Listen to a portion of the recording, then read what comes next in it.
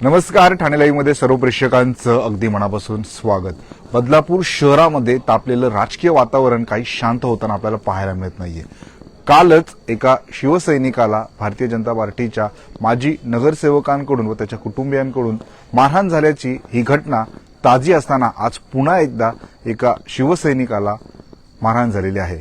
Badlapur police स्टेशनमध्ये सध्या आपण आहोत आणि या संपूर्ण मारहाणीच्या विरोधात एनसीआर देखील दाखल झालेली आहे, तक्रार देखील दाखल झालेली आहे. या तक्रारीनुसार भारतीय न्याय संहिता कलम 115(2), भारतीय न्याय संहिता कलम 351(2), भारतीय न्याय संहिता कलम 352 हे कलम जे आहे ते गुन्हेगारांवरती, आरोपींवरती लावण्यात आलेले आहेत. आणि ज्यांनी फिर्याद केलेली आहे त्यांचं नाव विशाल सरोदे असं आहे. ते शिवसेनेचे कार्यकर्ते आहेत. तर ज्यांच्या विरोधात हा गुन्हा दाखल झालेला आहे त्यांचं नाव आहे पुरंदर घोरपडे, योगेश घोरपडे आणि बाबासाहेब चौगुले असं त्यांचं नाव आहे. आणि या संपूर्ण घटनेमागचं कारण असं होतं की एका इमारतीच्या सोसायटीमध्ये भारतीय जनता पार्टीचे कार्यकर्ते प्रचारासाठी गेले आणि तेथील जे चेअरमन म्हणजे ज्यांनी ही तक्रार केलेली आहे विशाल सरोदे हे त्याच सोसायटीमध्ये चेअरमन आहेत. आणि ते तिथे असताना ते बाबा तुम्ही परवानगीशिवाय आतमध्ये कसे काय आले हा त्यांच्यामध्ये वाद झाला आणि त्याच बाचाबाचीचं रूपांतर पुढे मारहाणीमध्ये झालं. काही वेळापूर्वी त्यांचं संपूर्ण कुटुंब या ठिकाणी होतं. आम्ही त्यांच्याशी जेव्हा संवाद साधला तेव्हा त्यांच्या पत्नी आहेत त्यांनी सांगितलं की माझ्यावर देखील हात उचलला गेलेला आहे आणि या संपूर्ण घटनेचा तपास पोलिसांच्या माध्यमातून करण्यात येतोय. संपूर्ण ही राजकीय घडामोडी जी आहे ती आपल्याला पाहायला मिळते आणि बदलापूर शहरातलं हे जे वातावरण जे आहे ते राजकीय वातावरण दूषित होताना आपल्याला पाहायला मिळते. जी तक्रार नोंदवण्यात आलेली आहे त्याच्यामध्ये काय नेमकं म्हटलं आहे ते आम्ही आता वाचून दाखवणार आहोत. अहवाल पत्र जे दाखल केले त्याच्यानुसार आपण बघू शकतो. माझा सहकारी आदेश त्याला मी विनंती करेल हे आपल्या प्रेक्षकांना दाखवावं.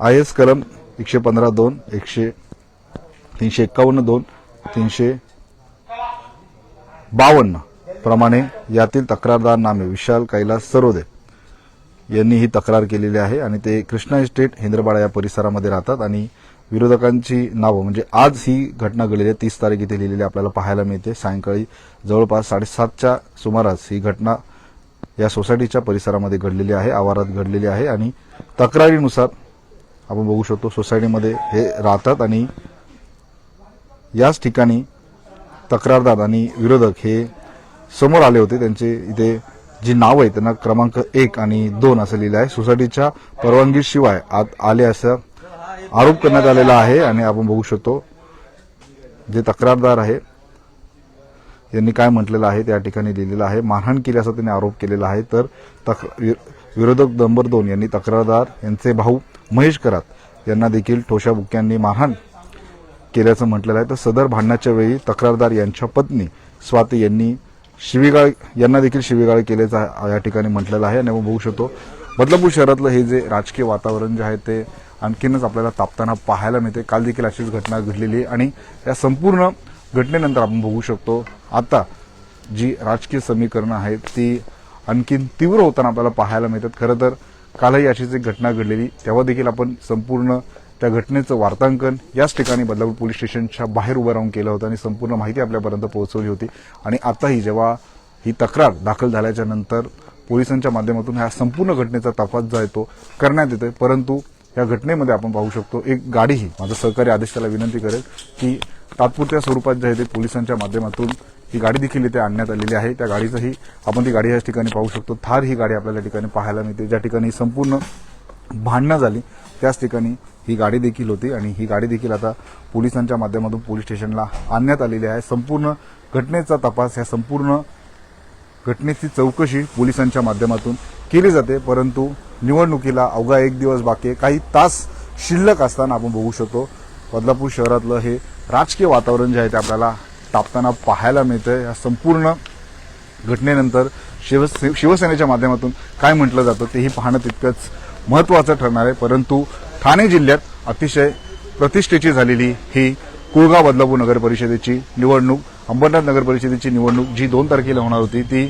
माननीय उच्च न्यायालयाच्या आदेशानंतर आता 20 डिसेंबर रोजी होणार आहे. परंतु बदलापूर शहरातील 6 प्रभाग वगळता ही निवडणूक जी आहे ती शहरामध्ये पार पडणार आहे. परंतु या निवडणुकीच्या पूर्वी आपण पाहिलं की बदलापूर शहरातलं राजकीय वातावरण कशा प्रकारे तापलेलं आहे आपल्याला पाहायला मिळते। एकीकडे भारतीय जनता पार्टी आणि राष्ट्रवादी यांची युती शहरामध्ये पाहायला मिळते, तर शिवसेनेच्या माध्यमातून शिवसेनेचे शहर प्रमुख माजी नगराध्यक्ष वामन म्हात्रे यांच्या नेतृत्वात तब्बल 49 शिवसेनेचे शिलेदार हे निवडणुकीच्या रिंगणात असणार आहे।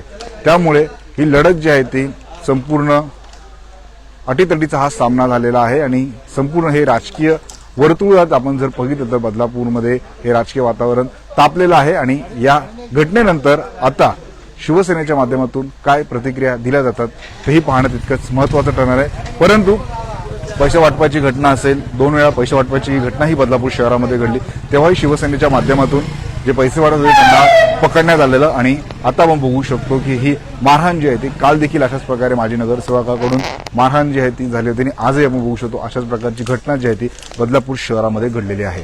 या संपूर्ण राजकीय घडामोडींवरती ठाणे लाईव्हच्या माध्यमातून, कल्याण डोंबिवली लाईव्हच्या माध्यमातून आपलं असंच लक्ष असणार आहे। या संपूर्ण निवडणुकीची प्रत्येक बातमी, प्रत्येक घडामोड आम्ही तुमच्यापर्यंत पोहोचवत राहू। बदलापूर शहरातल्या या राजकीय अपडेट्स मिळवण्यासाठी आताच ठाणे लाईव्हच्या फेसबुक, इन्स्टा, ट्विटर अकाउंटला फॉलो करा, तसंच युट्यूब चॅनलला सबस्क्राईब करायला विसरू नका।